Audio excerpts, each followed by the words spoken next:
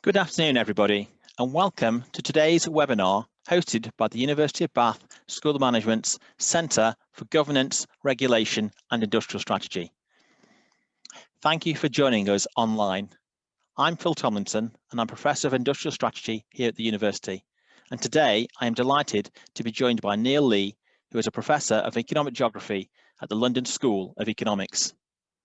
Neil is also a visiting scholar at TC Lab at Columbia University and at Science Pro, Toulouse. He is also head of the Regional Studies Policy Committee, and it is in this space that I've worked with him over the last couple of years. In a previous life, Neil was head of socioeconomic research at the Work Foundation, which some of you may remember.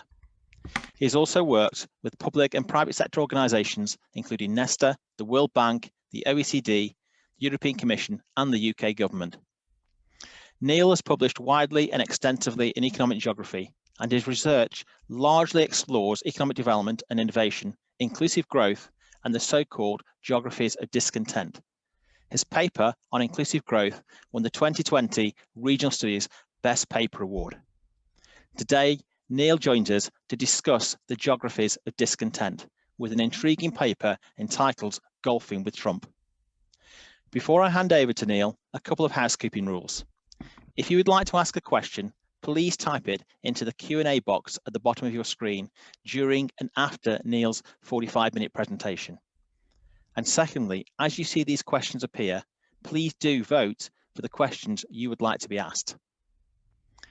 Thank you again for joining us today, and I'll now hand over to Professor Neil Lee.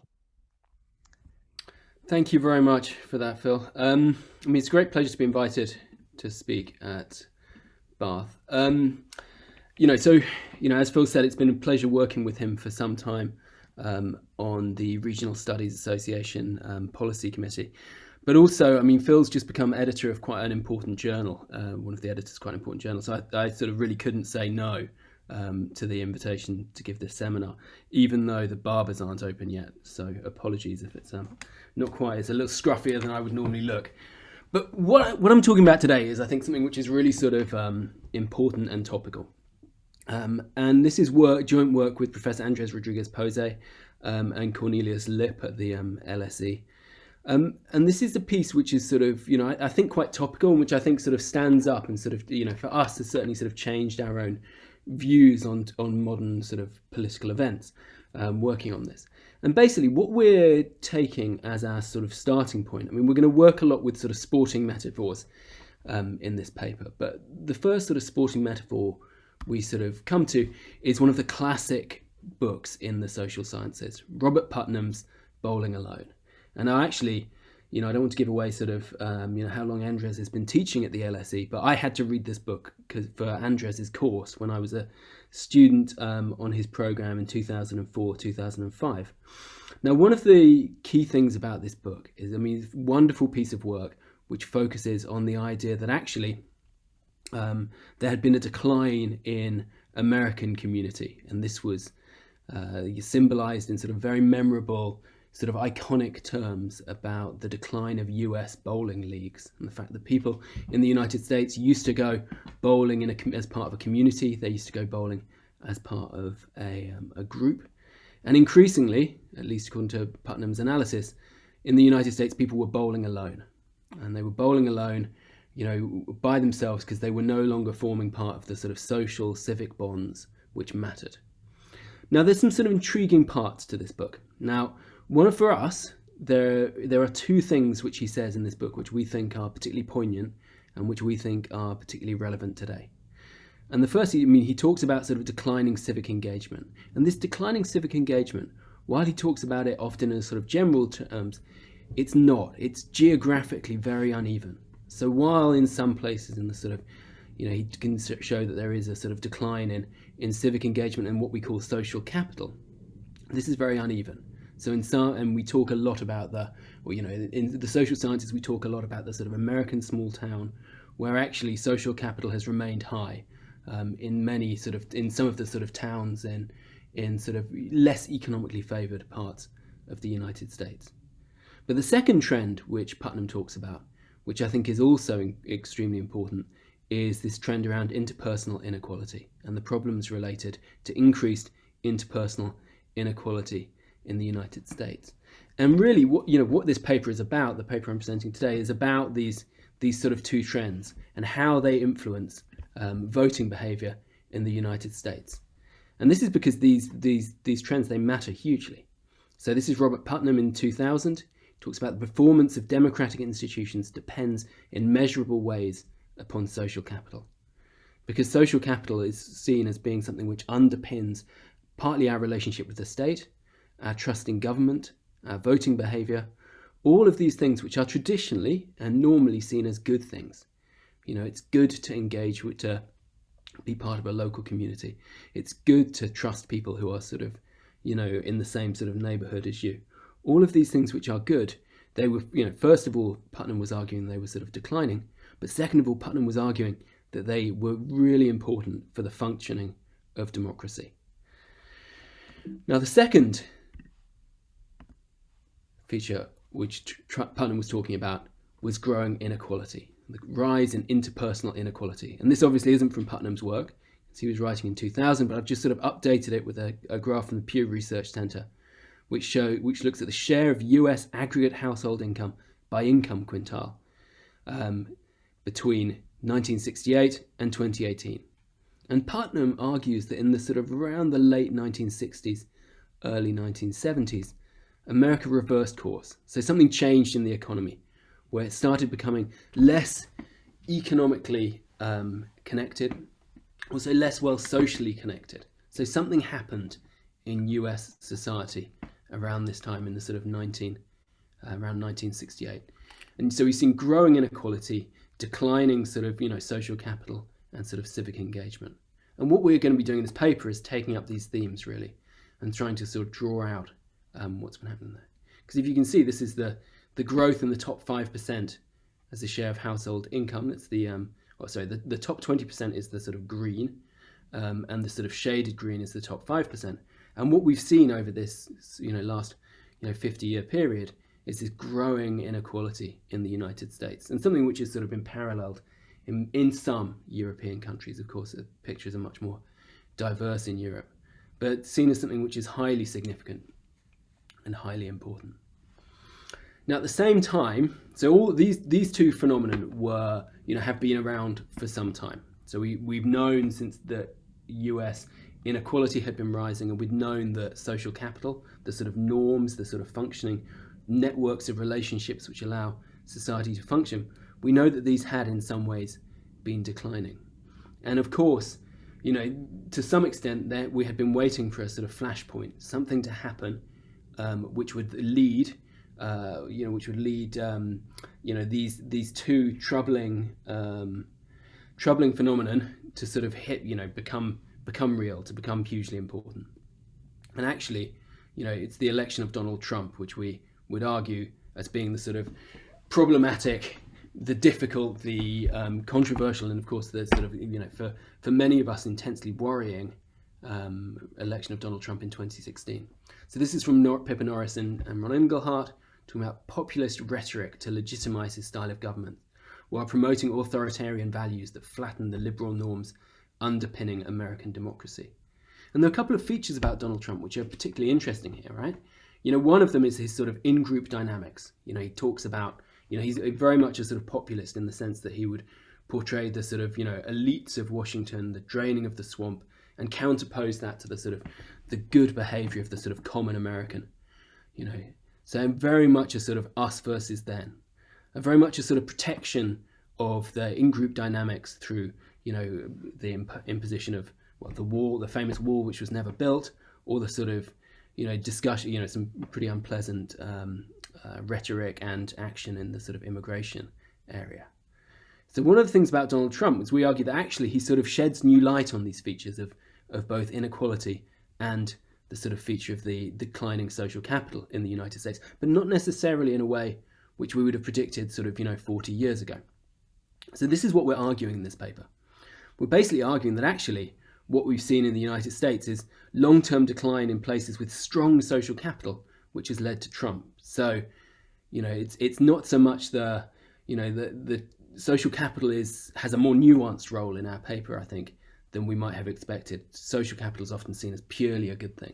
We're making an argument which is sort of slightly more controversial or slightly more nuanced than that. So in places like the Rust Belt and the sort of Great Plains, the places which voted for Trump, these are often places with strong social capital, but which have been reacting to being ignored, neglected, and suffering long-term decline.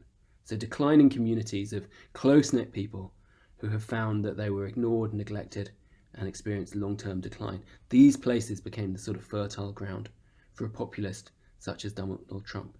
And our argument here is, you should expect, we're all economic geographers who've written the paper together. So we suggest that actually interterritorial inequality matters. So it's an inequality not just in the interpersonal sense, but actually it's the long-term economic and demographic decline of many American towns and rural areas. That's what's been driving the vote for Donald Trump.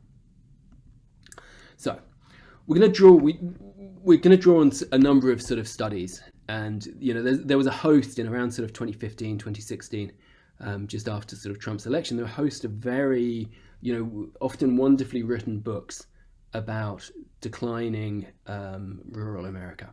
So two of these, to give you an example, Catherine Kramer wrote this wonderful book, The Politics of Resentment, about rural consciousness in Wisconsin. And the key thing here is that, this was not a book about people who were sort of isolated and atomized at their computers voting for Trump. This was about people who would vote because they saw their sort of, the sort of towns in which they lived as being negatively experienced by international competition, as negatively, as experiencing decline because of the sort of US focused shift of the economy to the cities. Another example here is Ali Rothschild's Strangers in Their Own Land, another sort of wonderful book set, further south in the United States, about tight-knit communities who were experiencing problematic economic trends against which they were sort of fighting. And this sort of, this was another wonderful book which sort of, illustrated the problems of seeing many of these places as being, these are not places where there are atomized individuals. So this isn't sort of Twitter.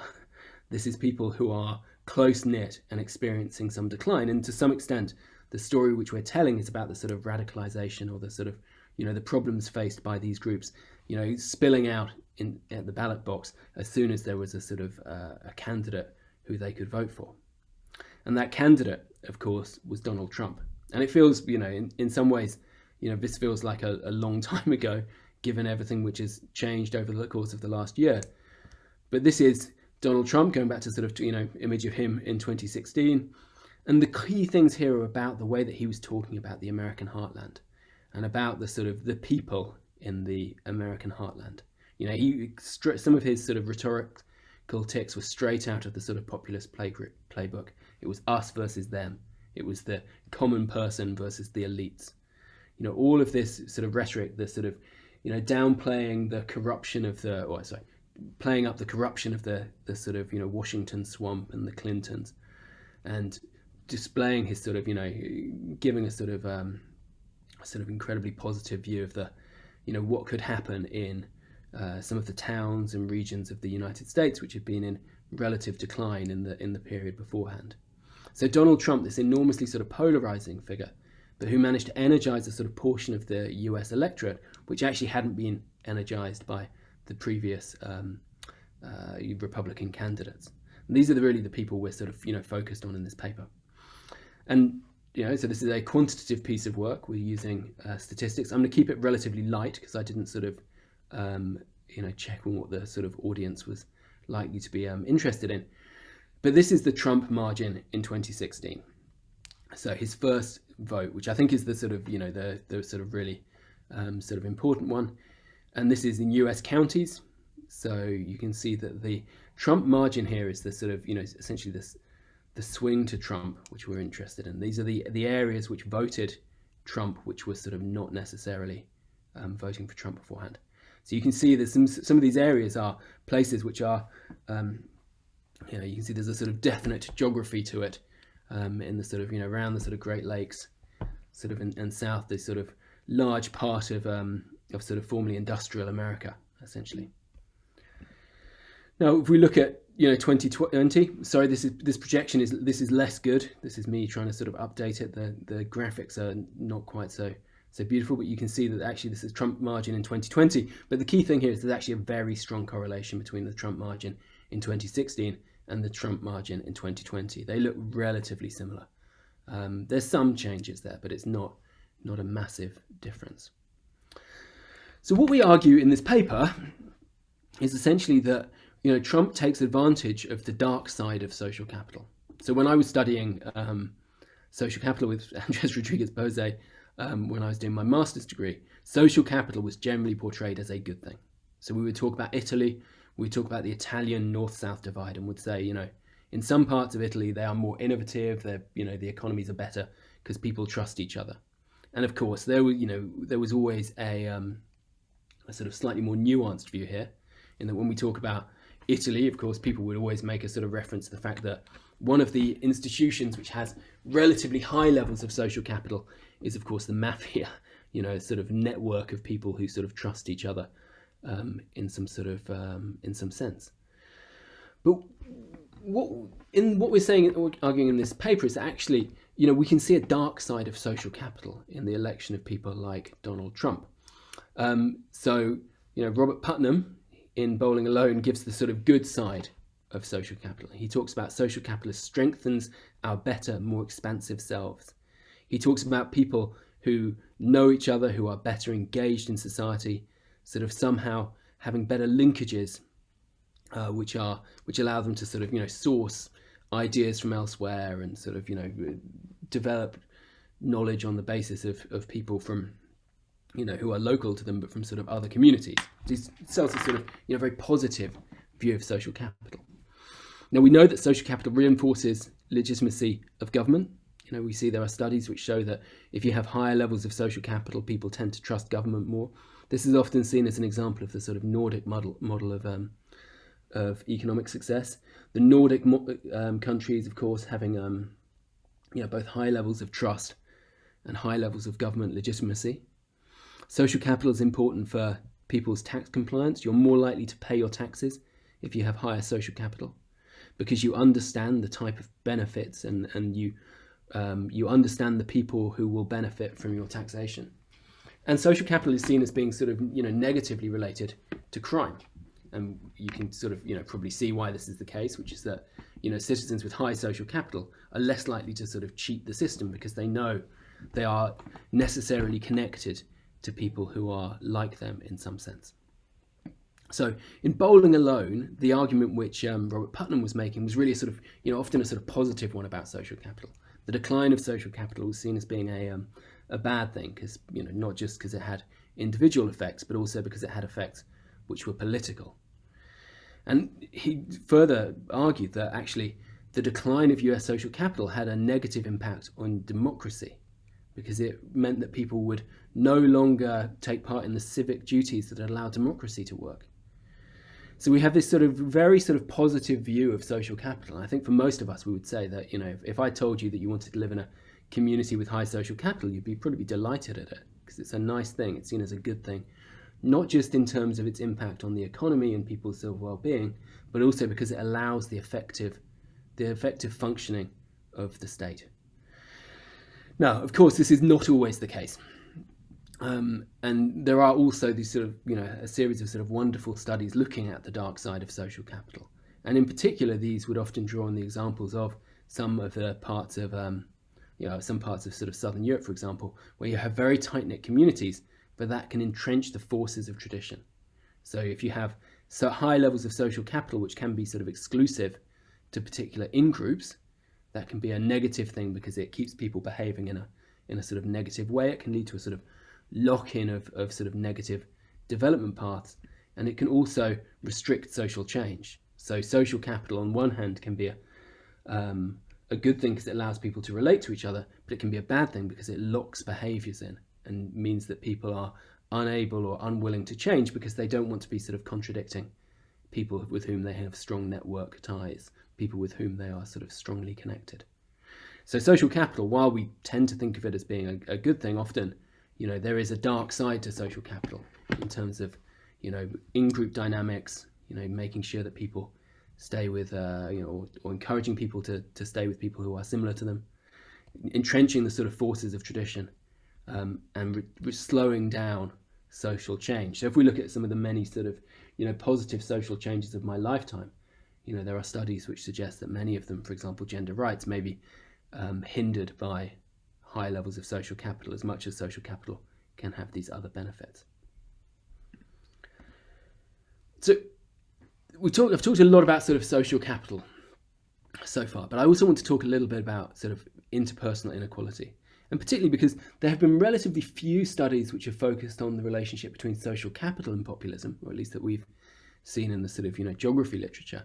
But there's relatively more studies which focus on interpersonal inequality and populism, and inequality is seen as like one of the driving forces of populism. Because for the last sort of 20 or 30 years, there have been changes to production systems. There have been changes to the world of work and people's experience of employment, caused by big economic transformations, primarily globalization and the rise of China, and also technological change. And these big changes in the economy have had some sort of significant impact on people's livelihoods across much of the West. At the same time, we have to sort of, we tend to tell a story about inequality which is driven in large part by sort of these exogenous forces around sort of globalization and technological change. But there's also been huge increase in inequality on the basis of lower marginal tax rates for higher earning people. But the key result of all of these changes, globalization, technological change, changes in the sort of tax rates, and changes in welfare state entitlements, has been to drive what Danny Roderick calls multiple, partially overlapping wedges in society. So big divisions between different groups. So some groups doing better than others, and some groups winning and some groups losing out. And this raises some sort of significant challenges for democracy. In the same way that you can see that sort of you can spin a good theoretical story that social capital is a good thing, you can also see that interpersonal inequality can be seen as a sort of bad thing for populism. Partly because it raises perceptions of unfairness. If particularly in the context of the last 10, 15 years after the financial crisis, there's always been a idea that there is sort of unfair competition between China and the West, or unfair competition between capital and labor.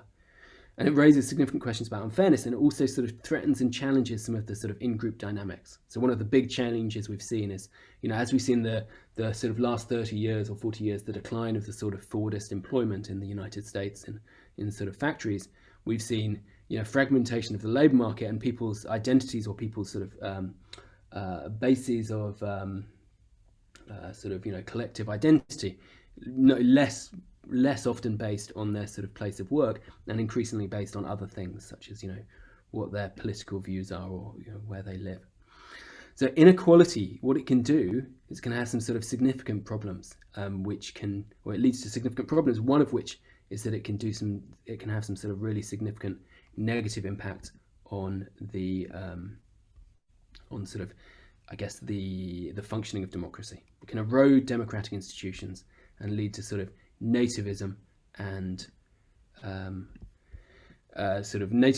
what you might call sort of plutocracy, Milanovic. So you basically end up with inequality driving voters against the status quo, according to this argument, eroding democratic institutions, and leading to people like Donald Trump being elected. And the key thing, going back to Robert Putnam, is that he argues that there's every reason to think that the twin challenges, these two trends of our time, less equality and less engagement, lower social capital, sort of somehow reinforce each other. They reinforce each other and they create sort of significant problems. And basically our argument in this paper is that actually Donald Trump took advantage of these two significant trends. But this all happened in the context of long-term economic decline. So I think I started off by telling you about sort of two wonderful books about the United States, but of course there's a third famous book, which is Janesville, and Janesville, fantastic book about a declining town in Wisconsin, and basically the argument here is that many small town places in America have found that they've been in long-term demographic and economic decline for some time, going back to the 80s, maybe going back to a significant period of time. As a sort of aside here, I was watching the, a good example of this type of thing is I was watching Back to the Future with my kids the other day. It's a great film, all about sort of, and some of that is set in the sort of US small town of that sort of cliched imagination. But the problem is that many of these places have been in sort of decline for some time. You can sort of draw parallels with, lots of sort of popular culture ranging from sort of Schitt's Creek to, as I say, Back to the Future. And there's a problem here, which is that actually many of these people in sort of small towns, the sort of declining parts of rural America, they actually tended to have higher levels of social capital. So Putnam notes that they have, more altruistic, honest and trusting than other Americas. But there's a problem here, which is that people in these places, they have experienced significant decline. And if your identity and your sort of, local, your identity is based on your sort of local connections and the sense of your sort of local economy, then, and at the same time decline sort of underpins that, has been sort of taking that away from you, then it undermines your self-esteem. It changes your sort of sense of purpose.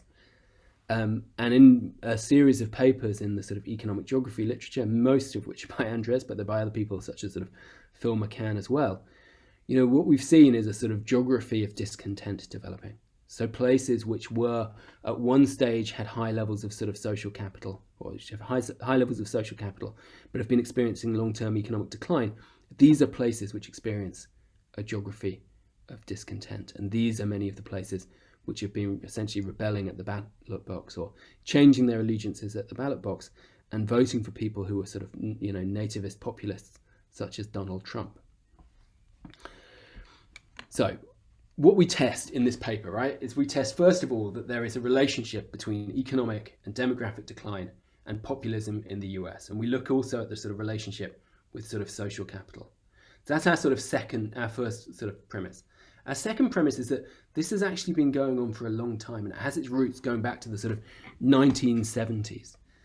And our third premise is that actually, it's long-term decline which has been driving the problems of the US, US populism, rather than sort of local interpersonal inequality.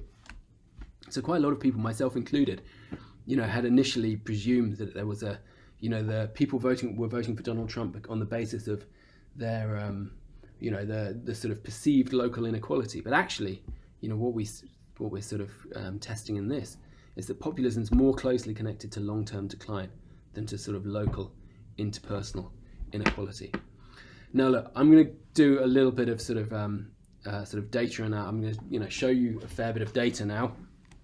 I'm going to try and explain it in sort of simple terms, but I don't know what the sort of quant background is of the people on this webinar. So if you do have questions about it, feel free to sort of stick it in the chat box and I will sort of try and explain stuff a little bit better. So what I'm going to do is I'm going to explain this with by using an image of Donald Trump as the sort of Trump margin, and we're going to estimate a model on where our dependent variable is Trump's face in this. I'm just doing that to sort of try and keep it light-hearted. But basically, our dependent variable is the Trump margin. So we're going to run a regression where dependent variable is the Trump margin, and then we're going to be looking at a host of different controls which will hopefully control for things which we think theoretically might influence Donald Trump's election, but also things which might sort of be confounding variables which will sort of get in the way of that relationship. So our dependent variable is the Trump margin. Now the important thing here is that we're assuming that these are people who, or it's the share of the local electorate who voted for Trump but would not vote for Romney. So this is people who didn't vote for Romney but they voted for Trump. So it's the swing to the populist. I mean, I think most people would agree that Mitt Romney now looks like a incredibly sort of sensible and upstanding sort of Republican. So that's our first sort of,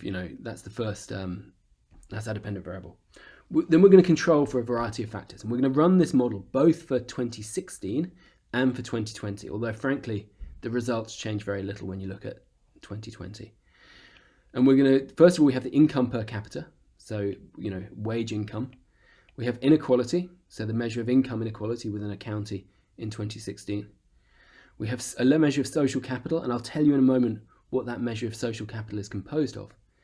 I'm going to give you economic and demographic change, and I'm going to give you a host of different sort of variables on that, different models which tell you different things about economic and demographic change, going right back to the 1970s. Paul Cornelius had a great time checking out, doing this data analysis going back to the 1970s. We're going to control for population levels, population density, so there's a clear urban-rural split, levels of unemployment, so the state of the initial economy, education, and racial composition of the population. We're controlling at the sort of county level, so we're running our estimate. Our dependent variable is for, well, all our variables are for the county level in the United States. And we're using state fixed effects, and we've got a sort of error term in there. State fixed effects should sort of control out, partially get rid of I guess, state level variation. And someone's put something in the Q&A box, which I suggest means probably that I have a question to answer, but I'll maybe wait a moment, or Phil can interrupt me. So, what do we mean by social capital? So here's a sort of cliched bowling league in the 1950s, and we're going to sort of update this very slightly, and we're using Rupesinger's version of social capital. So this is from a study in 2006. It's a really good sort of US measure of social capital, which I think is quite helpful for us at this stage. And it consists of four things. So first of all is number of non-profits, or per capita in a sort of local area. The census response, so the share of people who are sort of responding to the census. So, as we know in the UK, we have a census going at the moment, but this is seen as being like a measure of how connected you are generally. How much do you sort of do things like that for other people, for the greater good? We have voter turnout in 2012. So this is it because people who vote more are more likely to sort of be engaged in civic society. And we have a set of sort of associational indicators. So these are things like, membership of golf clubs and sport clubs and stuff like that.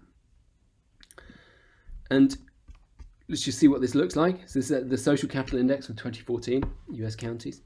So you can see there's a sort of, great, the social capital is sort of highest in that sort of central northern United States area. There's, some strong pockets in the sort of northwest as well.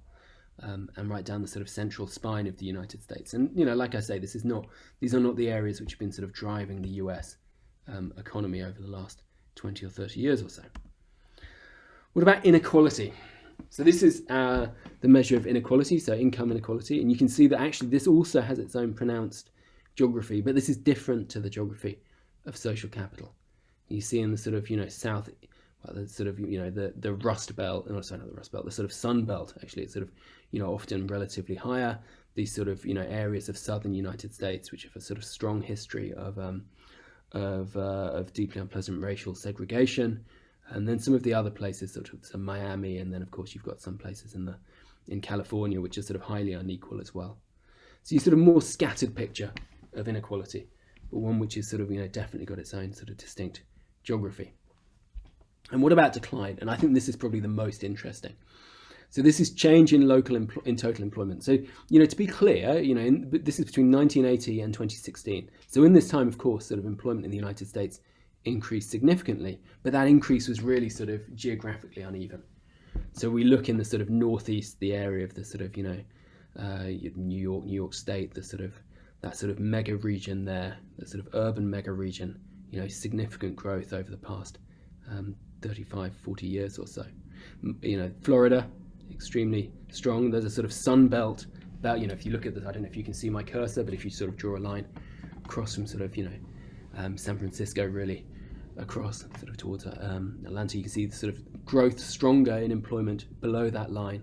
And then of course, significant growth in California being one of the sort of stories there. But you can see that the sort of, if you were to sort of draw a sort of stylized map of this, of course it's much more complicated than this, but there is a sort of coastal areas doing better, and of course there's this sort of Michael Storper type story of the coastal areas and the cities doing extremely well, the mega cities.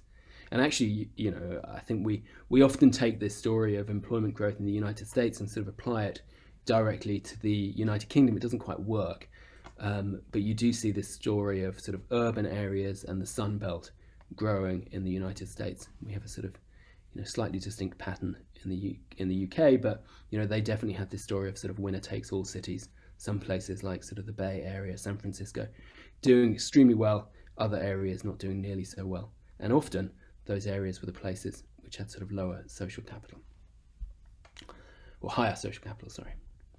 So if we look and just, what do these three variables, the three variables we're focusing on really in this paper, what's their sort of relationship with the Trump margin? So, we've got each of these is a scatter plot. The size of each dot is the population of the county. So you can see some of these are sort of bigger urban counties. Some of them are sort of smaller counties, often sort of more rural. But you can see, first of all, when we look at employment change in Trump margin, there's a sort of negative result there. So it means, that places which experience higher employment change, these are places where jobs were growing essentially between 1980 and 2016. These places tended to be less likely to swing to Trump. What about inequality? Much less going on there. There is a sort of, I'm not going to pretend there's a sort of statistically significant relationship. And with social capital, there is something, there's a slope there which does tell us something. There's a sort of positive slope that actually, it does look a bit like places with higher levels of social capital were more likely to swing to Trump. But it's probably not as clear as sort of employment change. So what we do is we plug all this data into our regressions, and these are what we get. And I'm going to give you the statistics mostly for 2016, because this is Trump's first election. We think it's the sort of one which is probably sort of most interesting in terms of how sort of populism was seeded in the United States. And what you can see here is, first of all, that richer places were less likely to swing to Trump. So places with higher per capita incomes, these places were significant, and this is, across the board a sort of, common finding. These places were less likely to swing to Trump. We have other data, of course. Andrews and I have another paper in a psychology journal where we sort of, look at other factors. But this finding is pretty classic across the board. What about inequality? So inequality seems to be negatively associated with the Trump vote, but this doesn't apply in these sort of later regressions where we include a host of controls. So in all of these regressions, we have state fixed effects, regressions 1 to 4. In regression 5, we include a series of controls, which include the sort of, racial diversity, population density, and so on. So inequality, it might proximately matter, but it doesn't seem to matter once we sort of, control for potential confounders. But employment change definitely does seem to. So employment change seems to definitely matter.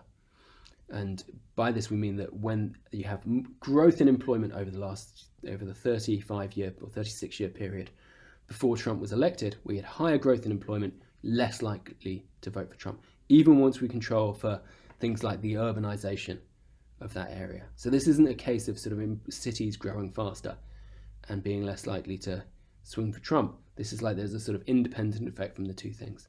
Employment growth, wherever you are, even in sort of whether it's cities or rural areas, that seems to sort of protect against Trump's vote.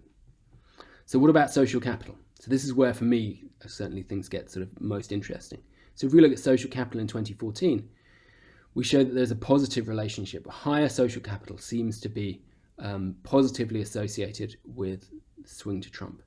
So what we show in this table, basically, is that places with higher social capital were more likely to swing to Trump. Now, there's a sort of slight change in the 2020 data here. So in the 2020 data, we lose the, social capital doesn't seem to matter in the same way, or it's sort of, it matters. It's sort of certainly not in a way we can sort of say is statistically significant. But employment decline still seems to matter significantly. So places which have been declining in employment terms still seem to be voting for Trump in 2020. Social capital, things seem to be a little bit different. So what about sort of when we sort of interact sort of social capital and decline? So if we interact, what we're doing here is we're basically interacting in these sort of inequality and employment change, inequality and social capital, and employment and social capital to see what happens. And the effect is positive, so there does seem to be something going on where places with employment growth and social capital seem to be more likely to vote for Trump, but actually, if we look at our sort of, core results here, we don't see anything much to sort of, change our sort of view that there's something going on, that social capital seems to be positively associated with Trump, and employment change seems to be sort of negatively associated with Trump. Now, I suggested that one of our propositions was about long-term changes. So what we do in this table is we're just giving you the coefficient between each of the measures of change and the vote for Donald Trump at different periods. So employment change, population change, change in average earning per job. We're not presenting the rest of the regression, okay, at this stage. Now, when you have the stars, of course, and I probably should have explained this earlier, this means that you can be reasonably confident that the effect is not purely due to chance. So we have employment change, 2010 to 2016, that is negatively associated with a sort of relatively high coefficient. The coefficient declines as we work further back with employment change, going right back to the 1960s, but there does seem to be something there going all the way back. So even employment decline going back to the 1970s seems to be sort of associated with the vote for Trump. Similarly, population change, as you would expect, is sort of pretty clearly related. But the interesting thing here, right, is that this doesn't seem to be driven by long-term changes in average earnings or average earnings and wages and salaries. This is about demographic and employment decline rather than decline in the wages people are earning. That doesn't seem to matter at all. So I've given you sort of a load of regressions, possibly too many for a sort of seminar like this. But basically, what we're showing in this paper is that two things seem to matter: social capital and long-term decline. Not necessarily their interaction, but certainly the two of them seem to matter. So places where there is strong, high levels of social capital and places where there has been long-term decline, these are places which were likely to swing to Trump. These are places which are likely to be, in Andres' sort of popular terms, golfing with Trump. And this was, I think, someone described this paper as having a show-off title, and it's true, but he does play a lot of golf. So, what do we argue this means? So we argue that actually geography does seem to matter. Your local community influences your vote, and there's actually a host of other sort of papers now which are sort of showing sort of similar things, I think, for different populist revolts.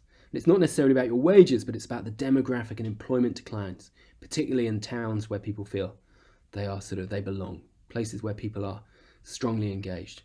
So from our perspective, social capital is not necessarily a good thing.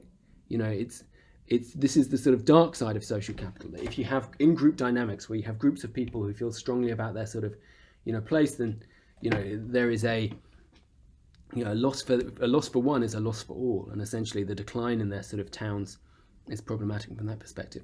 And Andres, of course, wrote a very famous paper in 2018 where talking mainly about sort of Trump and the Brexit vote, and he basically termed this the revenge of the places that don't matter.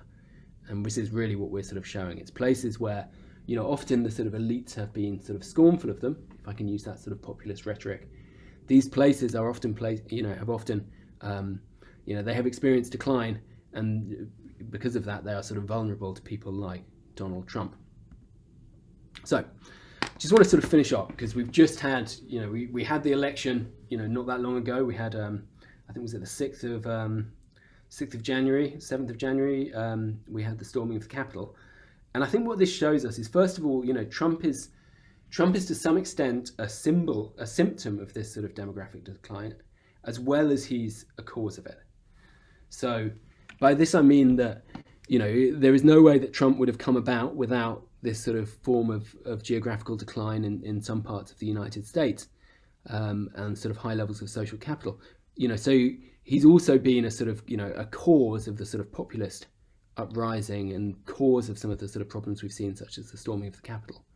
But the key thing here, which I sort of want to end on, is that, these are entrenched processes going back to the 1970s. And Trump was, to some extent a symptom of them. He took advantage of them in a sort of, I think some of my colleagues would call him a political entrepreneur. But actually the Biden victory does not end this problem. This does not end with Biden, because these these places are still often declining. It's going to be very hard. We'll see how big. I know there's sort of enormous stimulus package being, which has been passed, but it feels to me highly unlikely it's going to be able to sort of turn around these places unless there's sort of significant, further policy action. So the Biden victory is not going to end this problem. It's not going to end these in-group dynamics, and people will continue to be, in our florid terms, golfing with Trump. Thank you very much. Thank you very much, Neil. That was fascinating, very intriguing. I really enjoyed that. Usually, if you're in the auditorium, you'd be getting a round of applause, but on a webinar, we can't offer that applause. But I'm sure everybody has enjoyed that. We've had some questions in the chat. You might have seen them. If anybody else has got some questions, please post them in there. You ended on the issue of populism and the prevalence in these left behind places, and you said that Biden winning the presidency in 2020 doesn't change it. But if beyond changing the voting system, how do we deal with it? It's a big question, isn't it? That's the first one from Alan Houston. That's it. Well, thanks, Alan. I mean, that's quite a big question, right? And to some extent, it is a question which is like the whole of our field focuses on.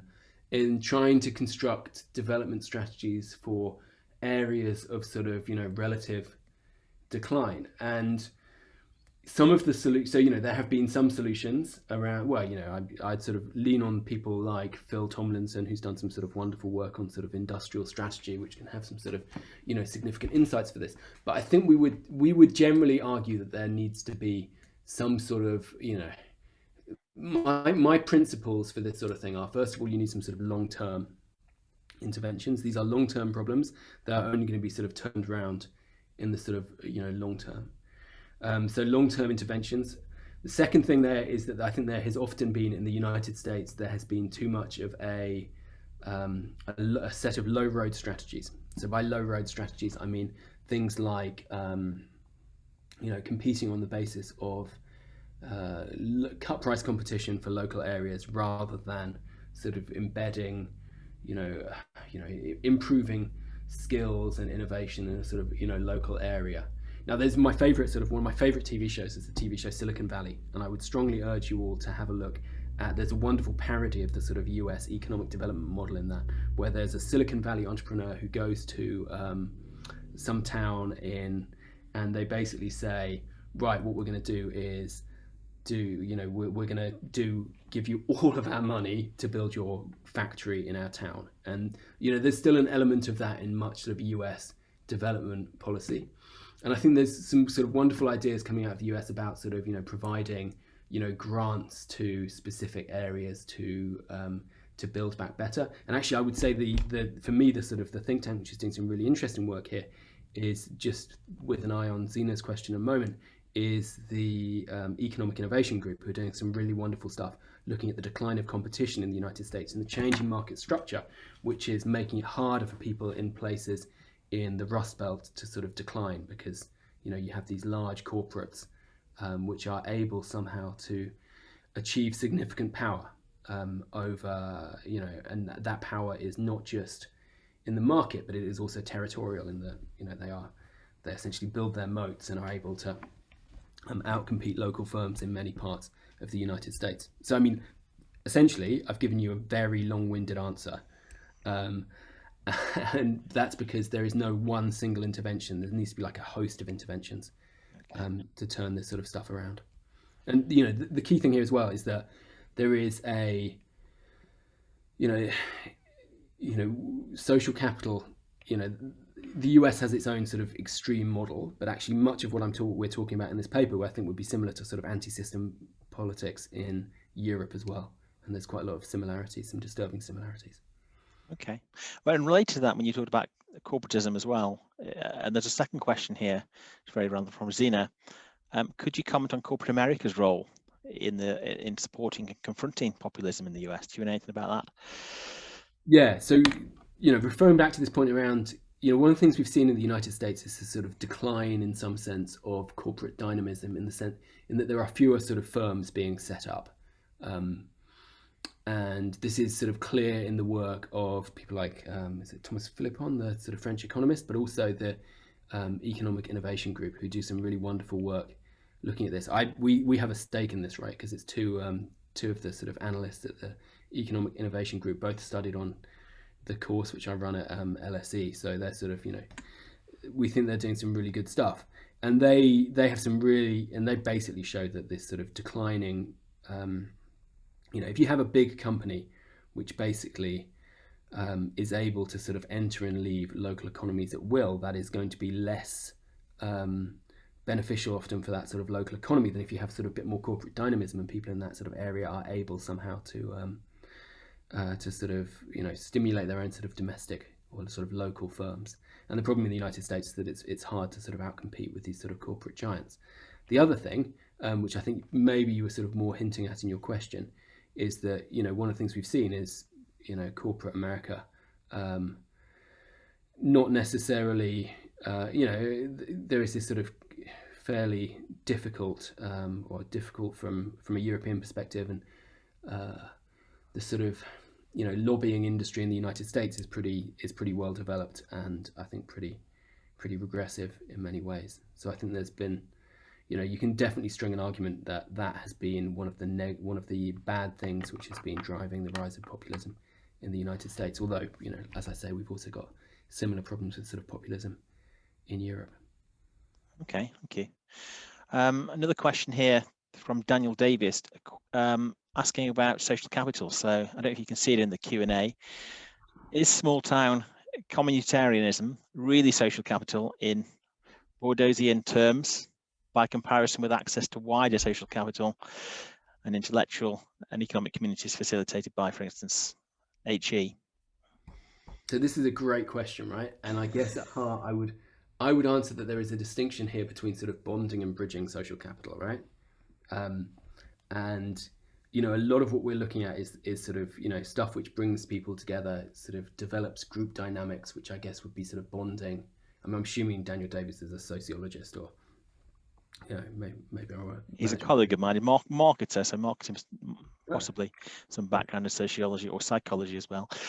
That's a great question. So I would suggest that what we're looking at here is really this sort of bonding social capital, which sort of brings people together, rather than sort of bridging social capital, which helps people make links with other sort of groups. Andres in one of his papers talks a lot about this sort of distinction between society and community, and this is very much a sort of community type effect, because what we think we're seeing is people who are working who are part of their sort of in-group dynamics, and the in-group is threatened, and then you have someone like Donald Trump who is essentially answers their call and says, actually, I can do something about it. I'm one of you guys. I'm part of the group.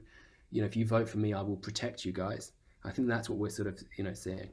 So I think it is a form of social capital. But you're right. I think there's sort of different forms of social capital, and actually, when it comes to sort of measurement of social capital, this is a complete minefield. It's a complete hornet's nest. That's why we've used Rupert Singer's, because it's sort of at least relatively well established in the literature. There's a few more questions coming out of social capital as well here. So Tagir is asking, is your perspective, is it social capital is not necessarily a good thing? Is this necessarily so? I think it is only bad for an unresponsive, indifferent government, because then they get the Trump revenge. I'm in the view that strong social capital could aid a community region's growth and development as people come together to push for their recognition for government to intervene positively.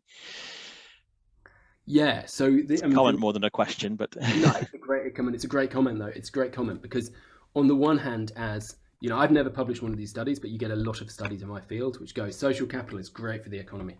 If you have more social capital, you have more innovation, you have more, this, that, and the other, and the economy does better. So in a way, I quite like it that we're sort of showing this sort of slightly more nuanced view of social capital in our study, because actually, strong social capital can, as you say, and I would probably argue this, can sort of aid a sort of community or a region's growth and development, as you say. Actually, I was in a meeting a lot of this morning. I was in a meeting about a sort of a British charity I'm associated with or do some work with, and we were talking about how we can increase sort of social capital in sort of deprived communities. So there's a sort of irony there that on the one hand I'm still willing to push that type of social capital, at the same time as saying that it may have led to sort of a populist revolt in the United States. And I would go back to the question a moment ago, I think was it David, and say that Daniel, actually, Daniel, sorry, we are looking at sort of different forms of social capital, and maybe there's something there about being sort of nuanced about what we're talking about. in fairness, a lot of the innovation literature has actually recognised the dark side of social capital as well. So there's all talk about, going back to Granovetter really, and the strength of weak ties, and that actually can become over familiar with your partners, and you can get closed minds and closed ideas. So strong social capital is not necessarily always good for innovation and growth. So it's all about finding new ties and productive new ties as well. So I just thought I'd throw that in there for Tiggy and anybody else. It's a great point, and I think it's a sort of balanced. Yeah, it's a balanced comment. I mean, I hope I made the sort of point when I talked about the sort of, the mafia as being a sort of strong social capital community. I think another question on dark side of social capital as well. So thanks for the interesting presentation, Simon Miquel. Any studies on how the dark side of capital affects the growing anti-system or populist discontent we've seen in Europe over the last decade? Do you think dark social capital could significantly explain the outcomes of recent elections and or referenda? So great question, Miguel. I don't know the answer to that. So your second question about, so we don't think there's many studies. This is one of the first ones which we've seen, certainly on social capital, although I'm hugely grateful for anyone who wants to, correct me and sort of send me a study on this topic, but there isn't that much. There's a lot of sort of qualitative work, basically, which sort of hints at these issues of sort of social capital and group dynamics. There's not too much sort of quantitative work, but I do think there is a sort of, argument there. So actually, the example I'd give is there is a paper which is as yet unpublished, done by one of my brilliant Spanish PhD student, Bea, who works, and she looks at narratives which come from Twitter, and so this is quite a nice way of sort of collecting data on what people are actually saying, and some of her results there for sort of Spanish population for Vox are very consistent with the idea that we're sort of showing here, that there are places where there is strong social capital can often have a sort of dark side. So I guess in this, that's a Spanish example for you, Miguel's. I'm assuming you've got an interest in Spain. I know Miguel, so he's Spanish, so it's okay. There's another one from Alan here. It's quite an interesting one. One of the reasons why Trump lost in 2020, I think you pointed out a bit, was because of a concerted ground campaign by the Biden team. I mean, actually, Trump got more votes in 2020 than he did in 2016. Did you, in your modelling, control or test for turnout at the county level, and did you look at the change in turnout over time? Because it could be quite interesting, because people in these left behind places are more likely to come out and turn out and vote for 2016, whereas they might not have in previous years because they had a candidate that so-called represented them. So yeah, it's a great question, isn't it? And actually, so 2016 turnout was high. 2020 turnout was incredibly high. I think the highest it had been for over 100 years, sort of 120 years. And part of that was, I guess, the efforts to sort of, increase the turnout, which you sort of, which Alan's talking about in his question. But there are also sort of significant issues there because of the, it's also because people were so polarized, and there was so much sort of, there seemed to be so much riding on these last two elections, frankly, that you're sort of always going to get higher turnout. So we didn't control for that sort of explicitly in our model. We sort of took it as sort of assumed. So I mean, maybe that's sort of something for the sort of next set of research. In other sort of similar models, I've seen people sort of control for turnout, and I don't think it would make too much difference. I mean, look, turnout is, to some extent, it's sort of endogenous here, right? Which is that, once you get into these sort of electoral studies, you end up with problems that, people are trying to work harder in some states. They might be trying to work harder in states like, Georgia than New York, right? Because these are the ones on which the election is going to ride. And there's two approaches to that. One is that you do some sort of like very complicated sort of modeling. And we didn't do that. We sort of assumed that, we sort of assumed away some of that policy, or we sort of assumed that it was sort of exogenous in some sense. And this is pretty common across most of the sort of studies. I mean, I was just sort of, reflecting on this as well. There is another study which Andres and I worked on, which sort of I think is interesting. I just sort of reflect on this moment, which I haven't talked about today, which is that we also found that the place where people voted for Trump, as well as having high social capital, this is places where people were relatively neurotic. So we looked at a sort of psychological personality trait called neuroticism. And just thinking about your turnout question, I'm pretty sure we controlled for turnout in that study and found sort of similar results to this. That's interesting. Is that one published? It's published in an obscure psychology journal. Okay. But yeah, we found that we had sort of great data on people's individual psychology. This was we published it in 2017, I think. Okay. I'm sure, Neil, there's quite a lot of work you can do with this data, and you've got the 2020 results to continue to analyze. We saw some of those today. I think we've come to the end of our time for this webinar. Fascinating webinar. I think there might be just one more question coming up from Leslie. We might have a couple, if we can get it in. The discussion of concerns around what Neil called master trends was interesting too. It could be argued that the interest by governments in tackling inequality is at least partly about the risks of social order and ungovernable citizens. There's always a question about how problems are represented. Thanks. Also, it's more of a comment, really. But yes, I would like to thank you for joining us today, Neil, and sharing these fascinating insights with us. Unfortunately, due to the pandemic, we haven't been able to host you in the usual School of Management way with the hospitality and take you around the department, but we have arranged to send you a small token of our thanks for your time today, and I hope you enjoy that. I also like to thank everybody at home or wherever you are for joining us today. Thank you, and tune in for our next session, which we'll advertise in due course. Bye-bye. Thanks. Thank you, Phil.